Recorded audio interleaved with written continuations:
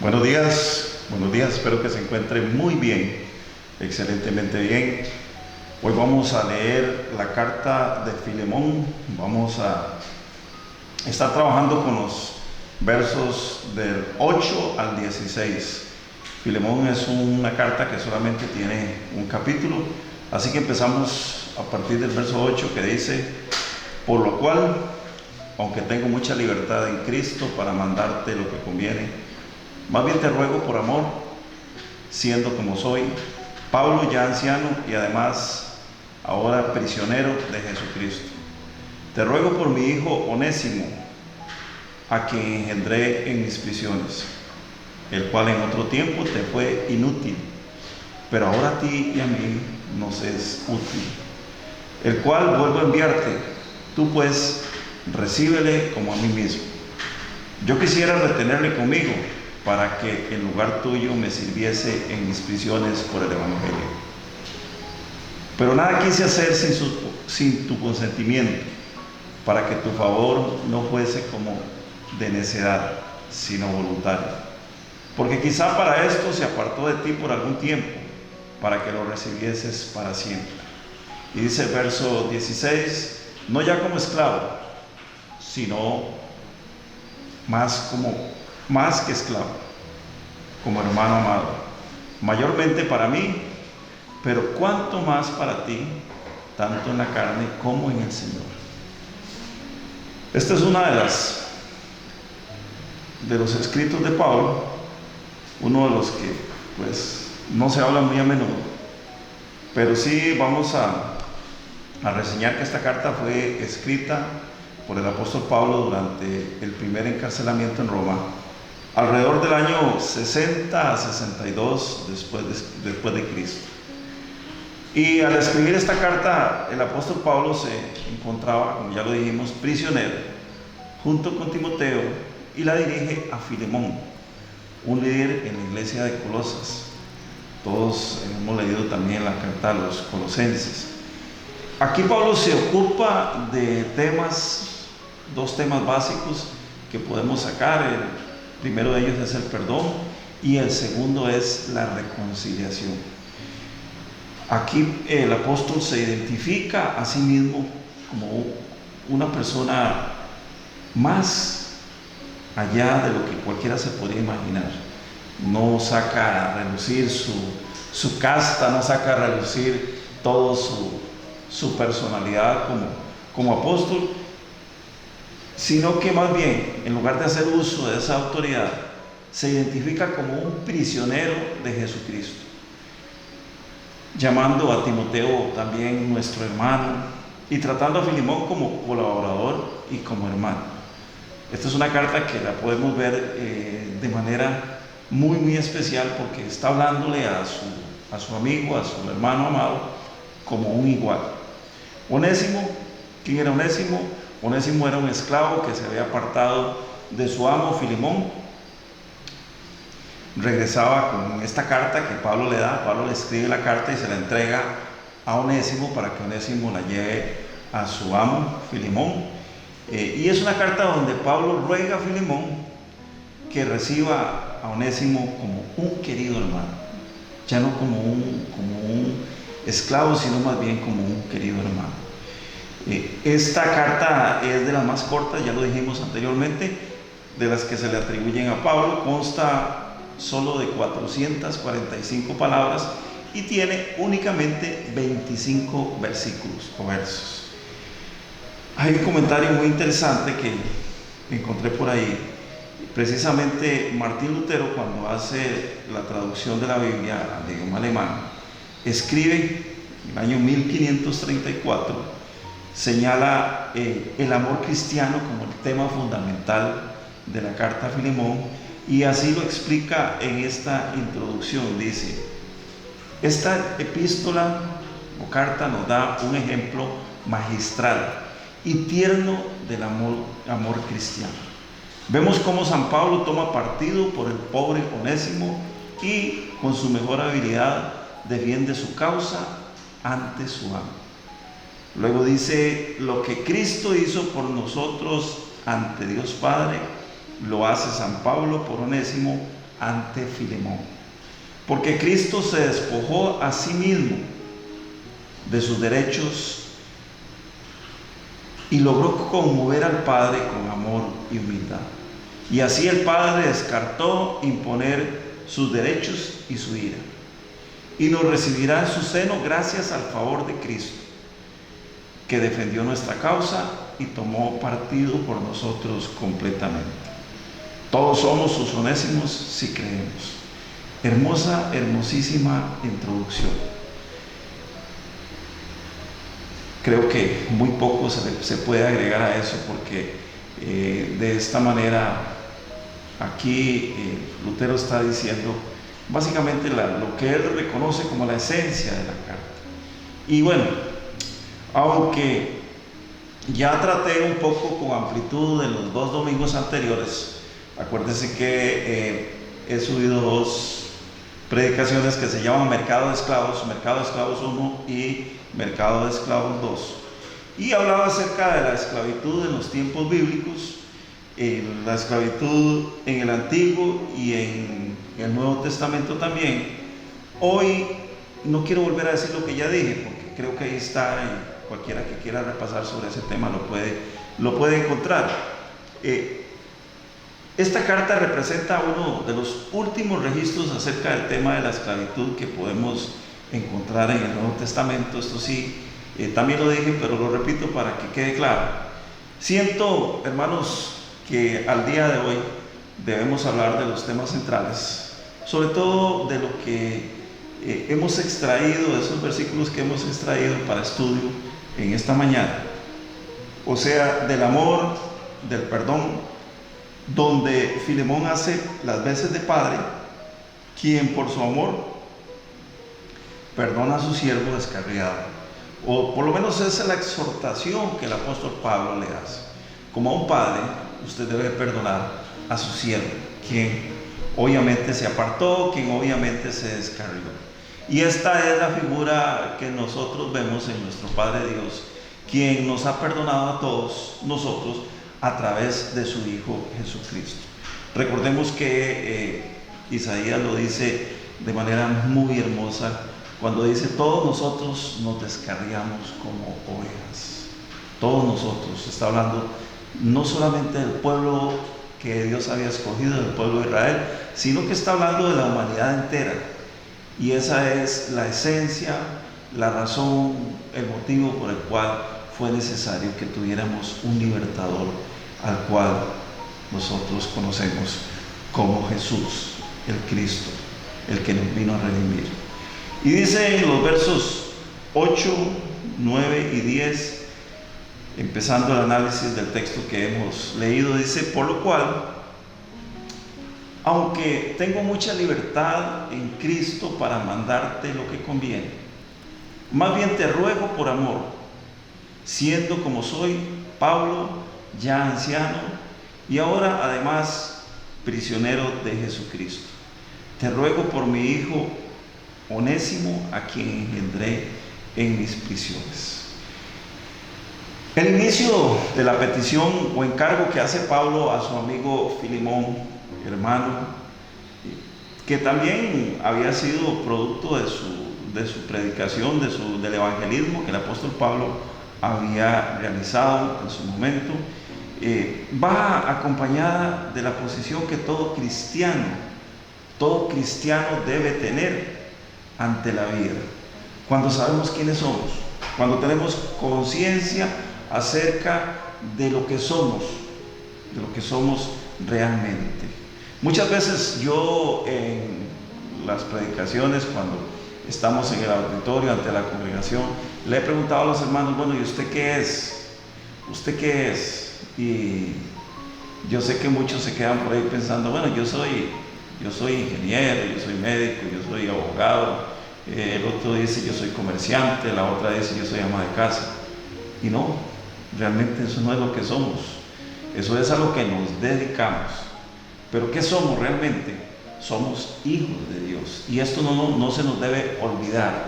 Siempre tenemos que tener presente que ante todo, pase lo que pase, sucedan las cosas que están a nuestro alrededor, que de alguna manera nos empujan a relacionarnos con las actividades, con las cosas del mundo. Obviamente tenemos que hacerlo, pero no perdamos de vista que somos hijos de Dios, como lo dice la palabra en el Evangelio de San Juan, capítulo 1, versos 11, 12 y 13. Aquí Pablo, muy consciente de lo que él es, que es un hijo de Dios, él le habla de la libertad en Cristo. Ve que qué cosa más interesante, y tal cualquiera podría decir, bueno, hasta paradójico es. ¿Por qué? Porque el apóstol Pablo mismo se presenta como alguien que está preso. Él estaba prisionero, pero él decía, yo no estoy prisionero del Imperio Romano. Usted lee en todo momento las cartas de Pablo, y Pablo se presenta como un prisionero de Jesucristo. O sea, ante todo, por encima de la situación que está pasando, él entiende que es un hijo de Dios y que él, su vida, su servicio, la razón de ser es precisamente Jesucristo. Por eso él le habla de esa libertad que debemos de tener en Cristo, y esa debe ser en todo tiempo la premisa que debemos usar los que somos hijos de Dios y hemos llegado a través del sacrificio perfecto de Cristo en la cruz del Calvario. O sea, la muerte expiatoria de Cristo en la cruz del Calvario. No se le olvide que ese es el motivo por el cual nosotros somos hijos de Dios. Esa es la razón por la cual somos hijos de Dios. Cuando entendemos que somos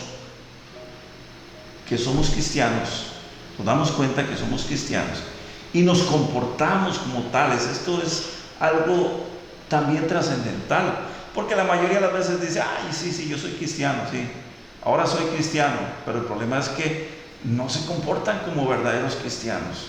Entonces les queda sobrando el título de cristianos, y de pronto nos damos cuenta que la gente anda por ahí en la calle comportándose como los demás.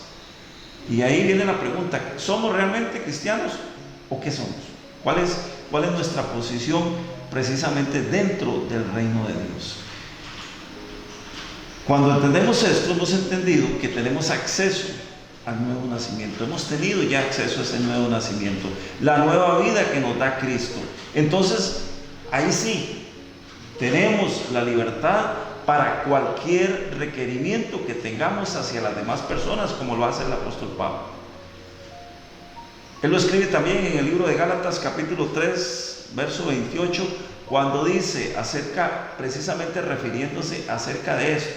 No hay distinción, los que somos hijos de Dios, somos hijos de Dios simple y llanamente.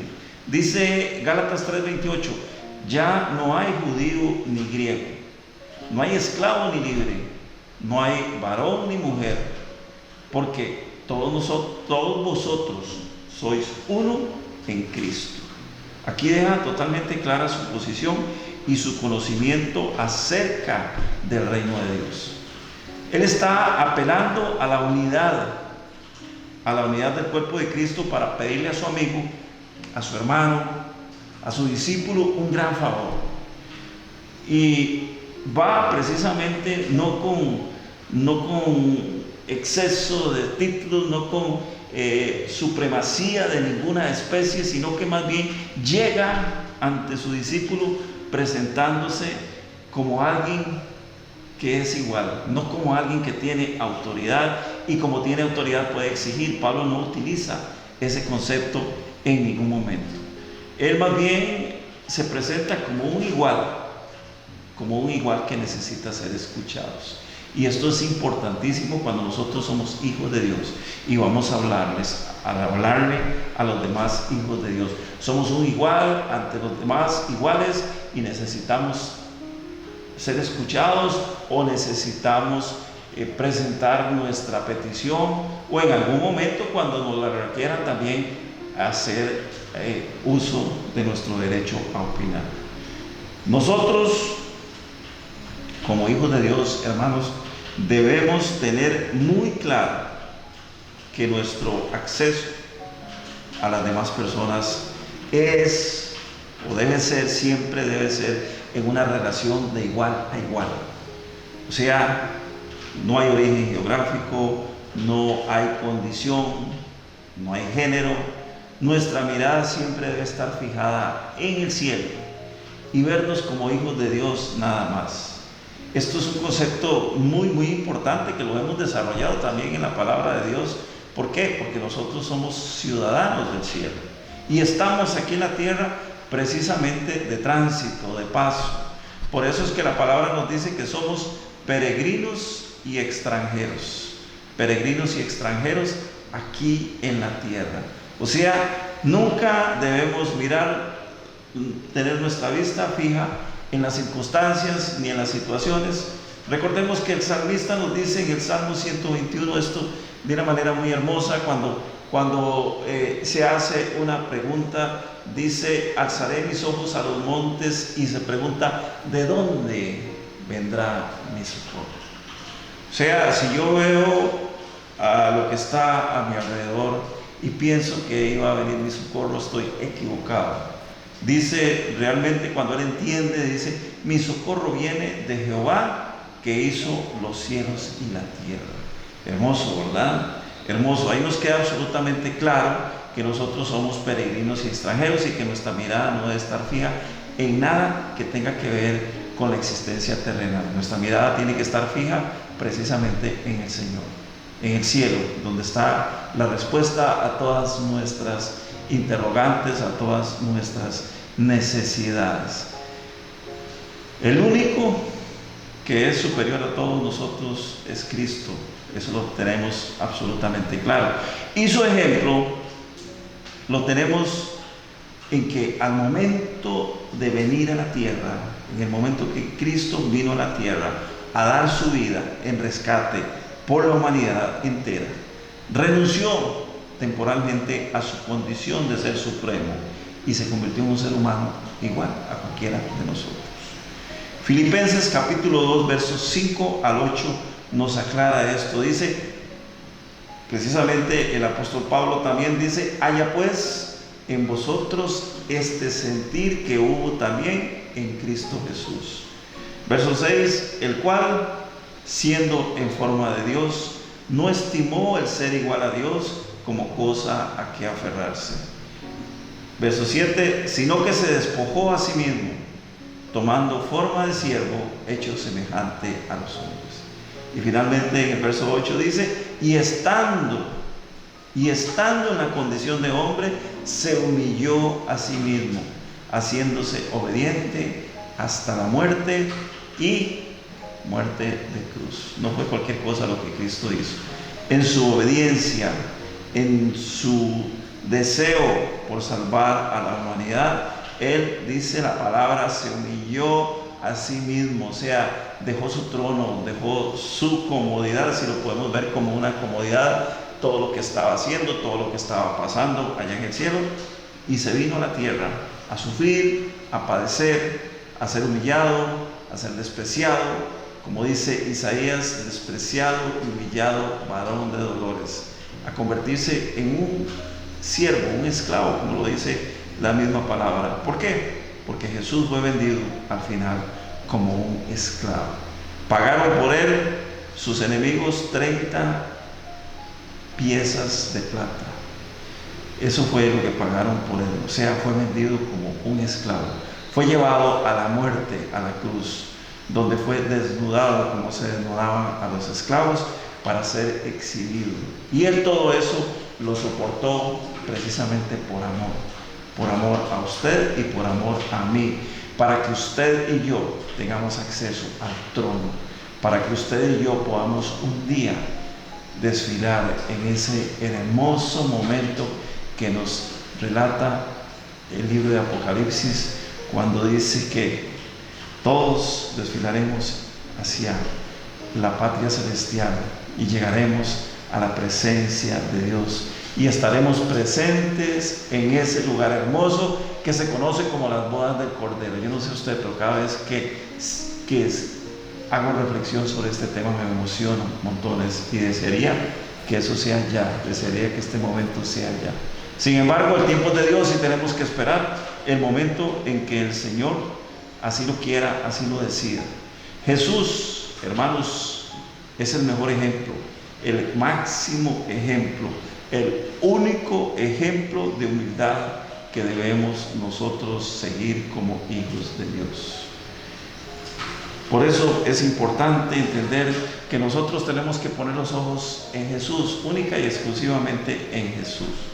Porque el día de mañana no vamos a tener excusa, no vamos a poder llegar a decirle: Señor, es que yo me aparté de ti, es que yo en algún momento fui conocedor, pero como el pastor me falló, como el ministro de alabanza me falló, como el ujier me falló, entonces yo me aparté de ti porque tenía un gran resentimiento, y eso no es de recibo, hermanos. El Señor le va a decir: apártate de mí porque no te conozco. No es de recibo, hermanos, decir eso. La palabra del Señor es muy clara y dice: puestos los ojos en Jesús, el autor y consumador de la fe. Y recuerde esto: cualquiera te puede fallar. Cualquiera de los que están a tu alrededor te pueden fallar. Y si hablamos de autoridades espirituales, si hablamos de pastores, si hablamos de quien quiera que sea, todos los seres humanos fallamos. El único fiel y verdadero, el único que no falla, es Jesucristo. Así que no vamos a tener, si conocimos la palabra, si se nos predicó la palabra, en el día grande ninguno va a tener excusa, aduciendo que se apartó porque alguien en la iglesia, porque alguien en la congregación, sea quien sea, repito, sea el pastor o sea cualquier persona, le falló. El único ejemplo que tenemos que seguir es a Cristo. Así es que nada tiene nada, absolutamente nada. Ninguna persona, no hay persona en el mundo que tenga derecho a sentirse más que nadie mientras estemos en la tierra. Si bien es cierto, hay puestos de autoridad, que eso es muy importante. Hay puestos de autoridad y tenemos que respetar las autoridades porque es un orden jerárquico y la Biblia nos lo enseña, pero nadie tiene derecho a ser más que nadie ni a sentirse más que nadie. El verso 10 nos llama a una meditación especial. Cuando el apóstol Pablo le dice a Filemón: te ruego por mi hijo Onésimo, a quien engendré en mis prisiones. Todos los cristianos, hermanos, debemos tener obligatoriamente hijos espirituales. Vea qué interesante es esto. Y quiero que en este día meditemos sobre este tema. Todos los cristianos debemos obligatoriamente tener hijos espirituales. ¿Y cómo es esto? Muy sencillo. Decimos que somos cristianos, recibimos a Cristo, nos comportamos como cristianos, pero si nos comportamos como cristianos tenemos que cumplir lo que dice la palabra de Dios. Tenemos que hacerlo en cumplimiento al mandato del Señor Jesús en la gran comisión.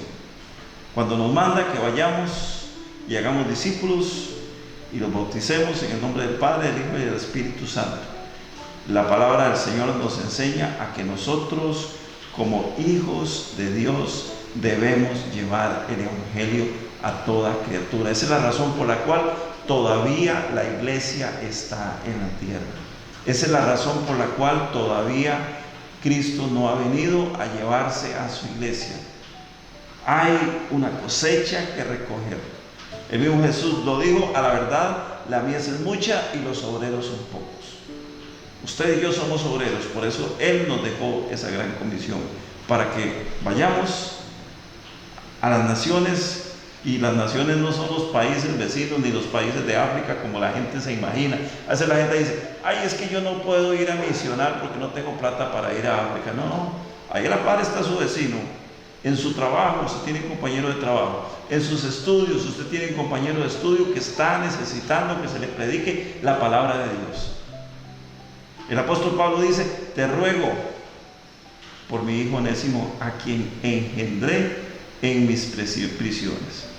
Y es importante que entendamos que Pablo escribe su carta, esta carta a Filemón, la mayoría de las otras también, desde una prisión en Roma, donde sus condiciones no eran las mejores, no eran las más hermosas, no eran las más deseables.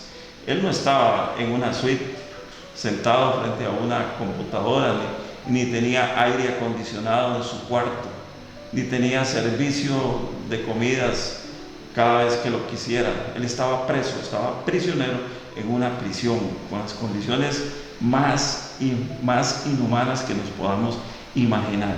Pero aún así, y que nos sirva también de lección de humildad, que nos sirva también de lección de obediencia. Aún así, él no paraba, no cesaba de predicar el Evangelio de Cristo.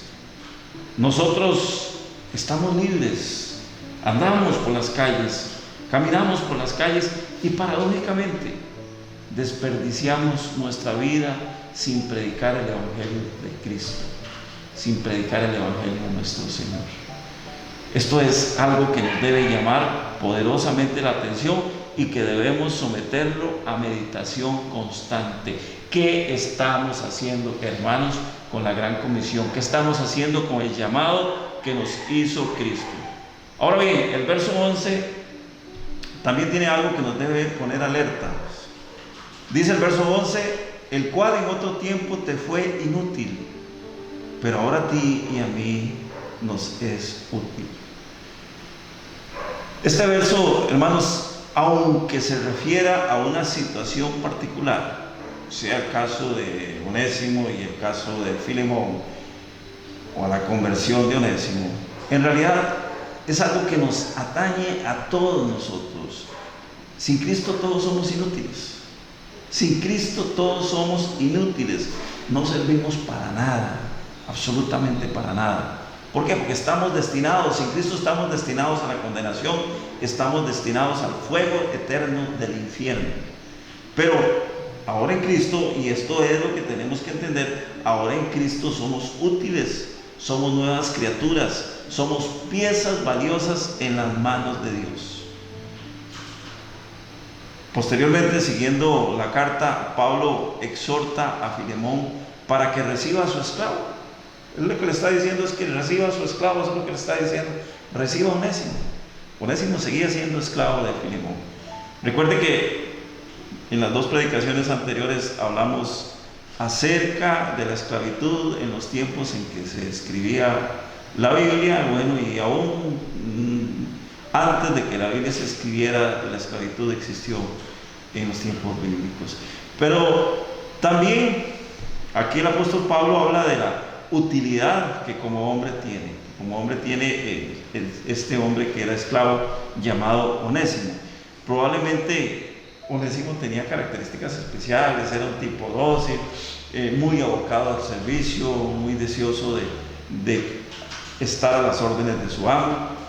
Pero quiero, ya casi para ir terminando, yo quiero que veamos estos últimos dos versos que tenemos en estudio, y es precisamente la parte exhortativa con que el apóstol Pablo le habla a Filemón. Dice el verso 15 y 16: porque quizá para esto se apartó de ti por algún tiempo, para que le recibieses para siempre, no ya como esclavo, sino como más que esclavo, como hermano amado, mayormente para mí, pero cuanto más para ti, tanto en la carne como en el Señor.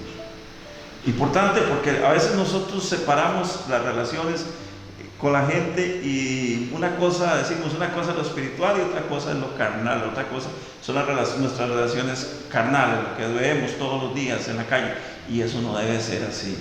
Como hijos de Dios debemos ser hijos de Dios siempre, en todo momento y en todos los campos. El apóstol Pablo le recuerda a su amigo Filemón que el esclavo ya no debe ser más esclavo cuando viene Cristo. Y analizando esto, ¿cómo lo aplicamos a los tiempos actuales? ¿Cómo hacemos para que esto pueda ser aplicado a los tiempos actuales? Y es que cuando nosotros venimos a Cristo, dejamos de ser esclavos y nos convertimos en hombres libres, mujeres libres. Ya no debemos ver a nuestros hermanos como antes eran: borrachos, adictos, homosexuales, prostitutas, ladrones, etcétera, etcétera, etcétera. Normalmente alguien se convierte, alguien viene al Señor, alguien recibe al Señor y en la calle lo seguimos señalando, lo seguimos tildando. Mire el borrachito que ahora va a la iglesia, mire la prostituta que ahora va a la iglesia, mire el adicto que ahora va a la iglesia. Hermanos, es una nueva criatura y tenemos que verlo así. Nosotros tenemos la costumbre de seguir atando a la gente a lo que antes eran.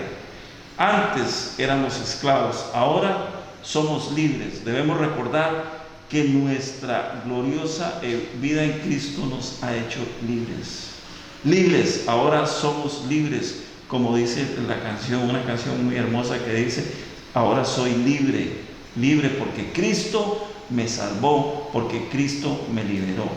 Nuestra gloriosa vida en Cristo nos ha hecho libres. Y si antes éramos todos onésimos, ahora somos hijos de Dios, redimidos por la sangre de Jesús. Fuimos comprados por precio, dice la palabra. ¿Y cuál fue ese precio? Ese precio fue la sangre preciosa de Jesucristo en la cruz del Calvario. Hermano, yo en esta mañana quiero que usted se lleve esta meditación para su casa. O si usted me está viendo a través de la web, si me está viendo a través del canal de YouTube, yo quiero que usted medite esto. Nosotros antes, todos antes éramos onésimos. Ahora somos hijos de Dios. Y si somos hijos de Dios, somos libres porque Cristo Jesús nos hizo libres. En esta mañana yo le bendigo y le doy gracias infinitas al Señor por todo lo que ha hecho en nosotros. Y ruego al Señor para que, como obreros que somos, vayamos a esa mies a predicar la palabra del Señor. En el nombre que es sobre todo nombre, en el nombre de Jesús. Que tenga una hermosa semana y que la paz de Dios, que sobrepasa todo entendimiento, le guarde para siempre. Amén.